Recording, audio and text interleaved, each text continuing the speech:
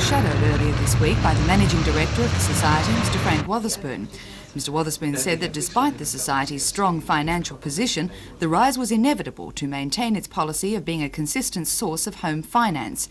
In January this year, the Newcastle Permanent reduced its interest rates on new home loans.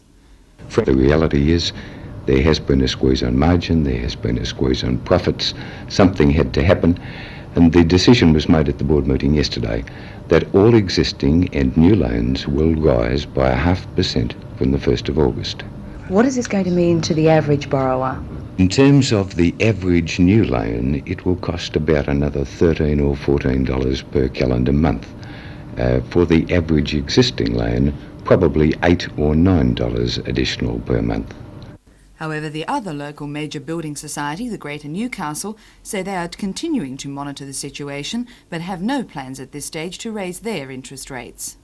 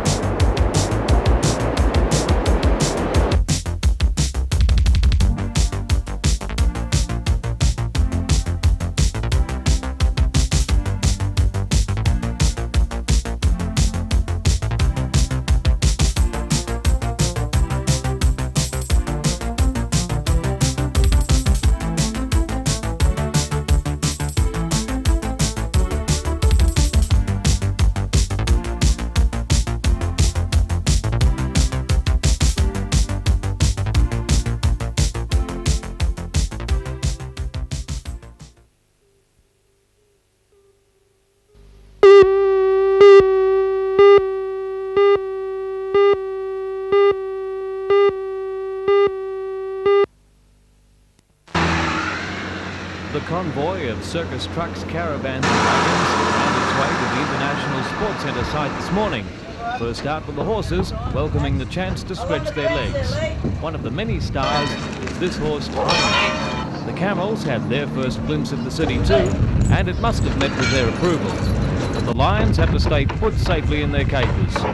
Silver's Circus features one of the world's youngest lion tamers, Tony Gassett Jr.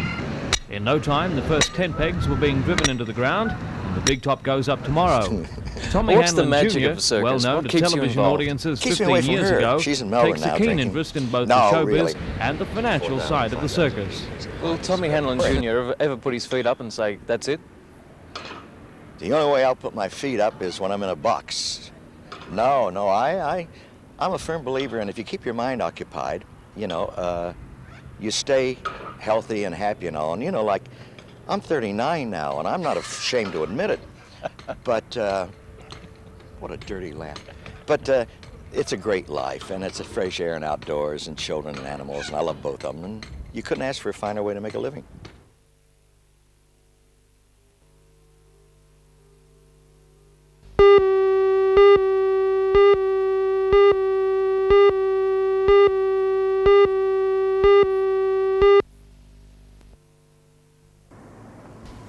At about 7 o'clock on Saturday night, a man aged in his late teens or early 20s burst into the Tyes Hill liquor supply shop in Tyes Terrace armed with a .22 caliber rifle. He was wearing blue jeans, a green jumper and a balaclava. He approached the people behind the counter, demanded money from them. He was armed with a sawn-off rifle, and he was given a small amount of money. He then discharged one shot, which hit the proprietor, and he subsequently died. Police haven't established a motive for the slaying and believe the bandit may have panicked.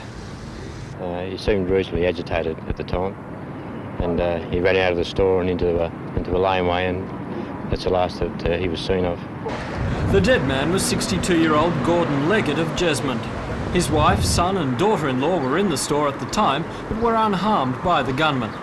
The area around the liquor store was cordoned off, and scientific detectives searched throughout yesterday and into last night for clues to the killer's identity. Detectives handling the murder will continue following possible leads today. In a separate incident over the weekend, a 51-year-old man died from injuries after he was bashed outside the Big T Roadhouse on Pacific Highway near Doyleson. Police say Andrew Martin Connellan from Anna Bay was travelling with his wife and was offended by the behaviour and language of some young people in the cafe. A scuffle broke out outside, and despite serious bleeding, Mr. Connellan drove himself home. He died at home the next morning. Two youths, aged 18 and 17, will appear in Newcastle Court this morning on murder charges arising from the incident.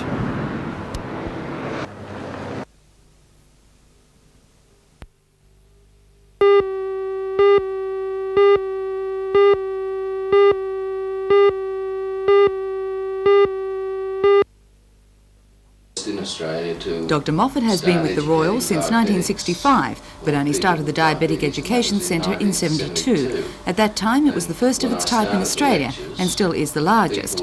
Dr Moffat will be representing Australia on an Australian-American panel also, along with a fellow Australian doctor on the management of diabetes in Australia and America.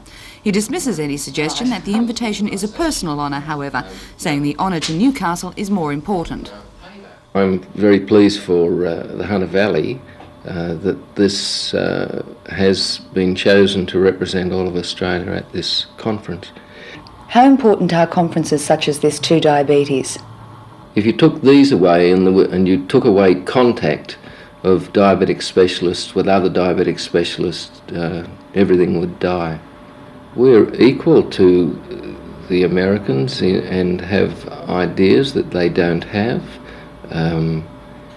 Dr. Kerry Bowen, who works with me, was the first man in the world with Professor Lafferty to successfully transplant islet cells from one rodent to another without using the nasty drugs, the cytotoxic drugs. That's just one example of how you don't have to live in America to be the best.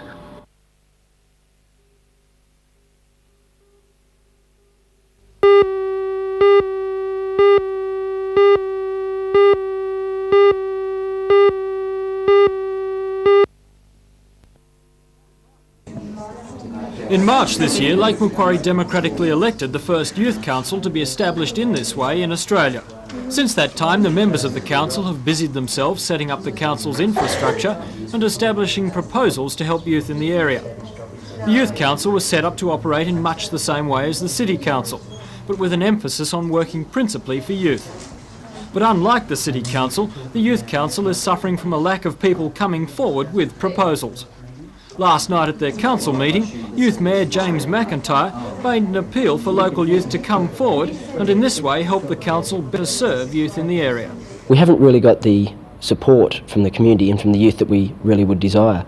We've been a little bit ineffective because we haven't been able to get the support of the youth to tell us exactly what they want, because our main objective is we want to serve the youth and we can't serve them unless we know what they want. So we really do need a lot of support through them writing letters, etc. to us and just generally talking to us. You're hopeful that Youth Council will gain momentum? Oh, definitely. With the support of the community, we've already got many ideas about suggestion boxes and that, and we just really need people to give us their opinions of what they want done.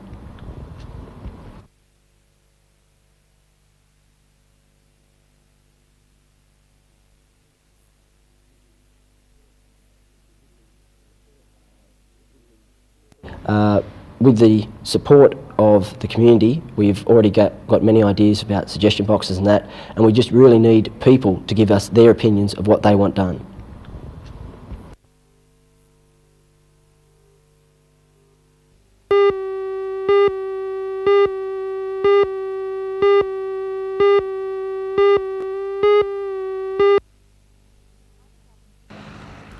Other government departments have the first bid on any redundant government-owned property, and in this case the Housing Commission and the Hamilton TAFE College have won the battle for the site on the corner of Union Street and Parkway Avenue. With 3,500 people on the Housing Commission's waiting list, no one can deny the need for more accommodation. It's hoped that when completed, 150 aged pensioners and families will live there. TAFE's Hamilton College also has an accommodation problem. Hairdressing, ceramics and childcare courses are just some of the departments that are vying for the space. TAFE will take over the southern half of the block, retaining the brick buildings. As a result, the Community Arts Centre has been told to leave the premises. The centre has applied for the Cooks Hill Public School building, which was vacated last year by the Education Department. The TAFE's Division of Basic Education has since moved in, and it too has applied for the building. And being a government instrumentality, it's likely to be successful. Torres Kenyon from the Community Arts Centre says it's vital that a new home be found for the centre. I think it's very important for the city, especially at the moment when Newcastle's going through a change from a sort of industrial image to something else, and we hope that's got a strong arts component to it, the future of Newcastle. And I think the Community Arts Centre has served the purpose of being a sort of an interface position between being a student and a professional. We've been a place where people can progress in their careers, have their first one-person exhibition, their first performance, start a group. You know, lots of communal groups have started here.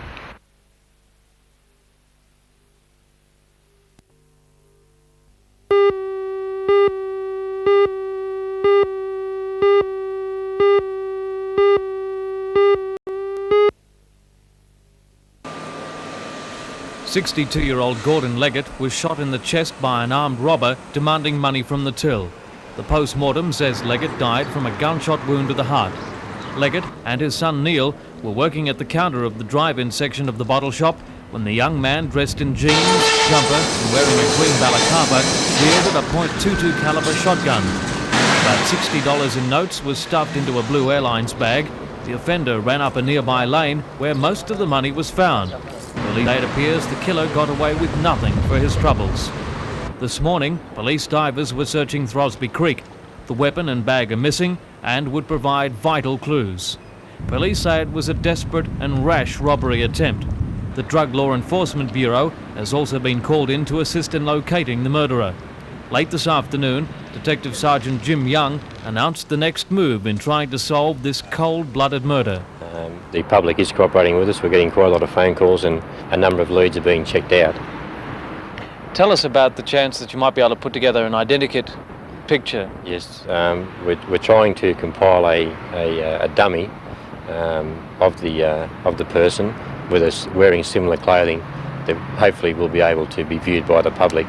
What about an identikit picture of the face? That could pose some difficulty for us because of the fact that he was wearing a balaclava.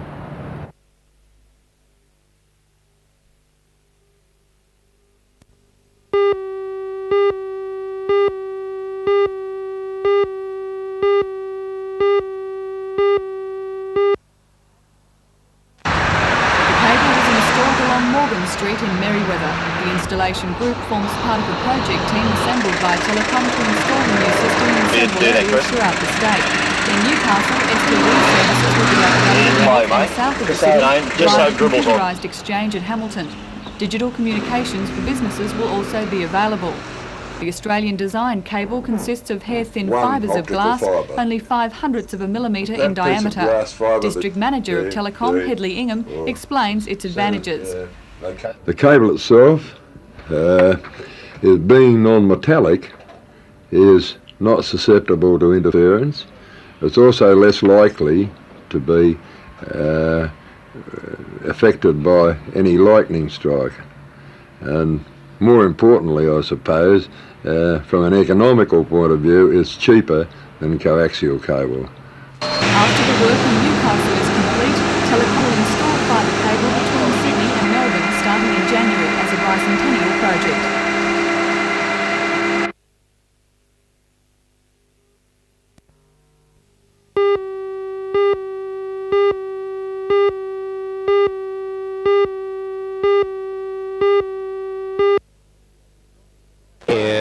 With the idea that Donald McKay is dubbed the American James Herring. His book, Nop's Trial, is a moving story of a dog and his sheep farming master. The author is himself a farmer in Virginia with 2 border collies of his own. It's a book about dogs, and it's a gentle book. It's a book that it's an adult animal story, and people like to read about animals, but also because, well, I hope it's skillfully done. Is there much of your heart given in this kind of book? Oh yeah. I have a sheep farm in Virginia, and I've trained my own dogs, and I trial them all. I don't trial them with quite the success that the hero of Knobs trials them. And I'm fascinated by dogs. You recall the movie E.T., that was supposed to be about an alien intelligence. It really wasn't about an alien. A dog has an alien intelligence, and it'll be right in people's homes, and they're wonderful. And does the book have a happy ending? I'm glad you asked that. Yes, it does. It's not fair to write an animal story that has an unhappy ending, because the truth is that many animal stories do have unhappy endings.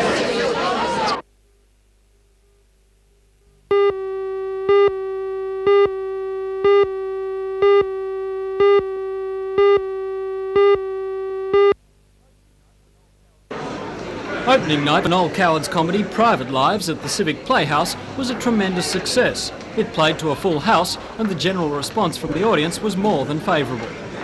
I quite enjoyed it. I've never seen the play. I've read it many times. The first time I've seen it, I found it very enjoyable. I found, for instance, Helen Morse, the first time I've seen her on the stage, and I was particularly impressed with Nick Enright. I've known Nick for a long time. I've known him as a writer and a director. I never knew he was such a brilliant actor. Oh, it was very good. The acting was very good. And what do you like about it? I think it was just laughing at situations that happen all the time, the sort of things they're saying. You're laughing at yourselves, really. Very good, very witty, fast-moving, superb acting. It was a great pleasure to come along. Oh, I loved it. It was beautiful. Yeah, it was very bright and gay. Private Lives, starring Helen Morse and Nick Enright, was originally set down for a 4-week season, but after that was completely sold out, the promoters extended the season for another week. And if the response last night is any indication, then those seats will almost certainly sell out quickly. Meanwhile, at the Roxy Theatre at Hamilton, last night saw the premiere of the Broadway hit musical Chicago. The play is musical vaudeville and features well-known tunes like All That Jazz, Razzle Dazzle and Me and My Baby. The play is put on by the Newcastle Dramatic Art Club, and unlike Private Lives, this play features an all-local amateur cast.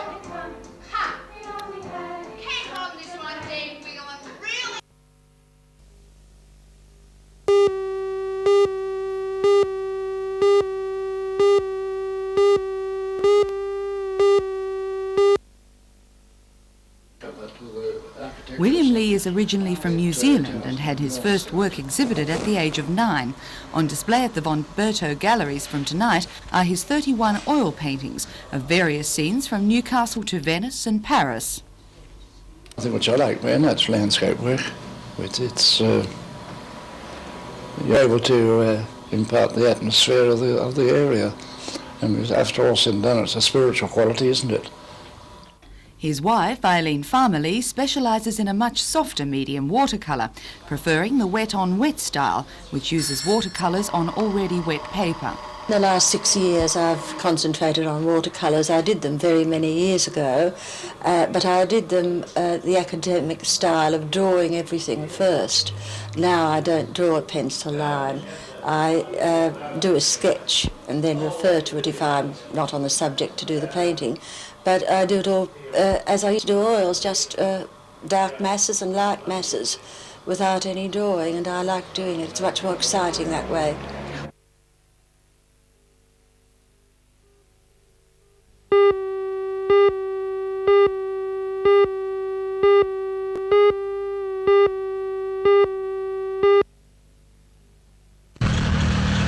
The Demolition Control Clause is unconventional according to the Department of Environment and Planning, and that's why the plan has taken so long to process.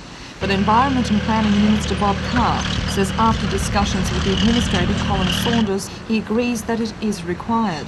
City Planner Gary Fielding says it will give the Council greater control over the developments designated to the city. He says as long as the developments are in accordance with Council objectives and zoning patterns, then they will be given consent to demolish houses.